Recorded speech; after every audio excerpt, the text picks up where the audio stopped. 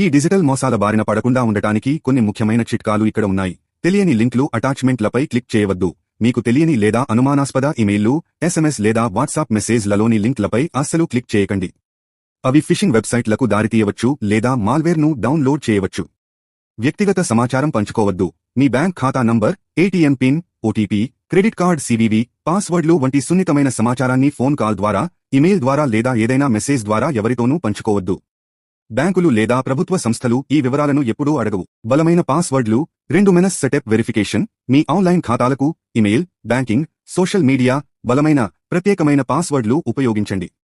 ఈ పాస్వర్డ్లు అక్షరాలు, సంఖ్యలు మరియు ప్రత్యేక అక్షరాల కలయికతో ఉండాలి.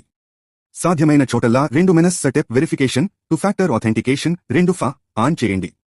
ఇది మీ ఖాతాలకు అదనపు భద్రతను అందిస్తుంది. అనుమానాస్పద కార్యకలాపాలను రిపోర్ట్ చేయండి.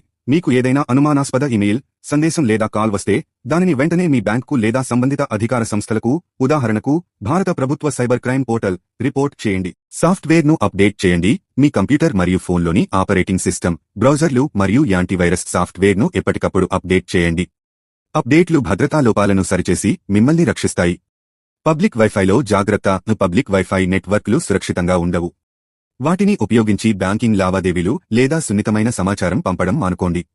డిజిటల్ ప్రపంచంలో జాగ్రత్తగా ఉండటం చాలా ముఖ్యం.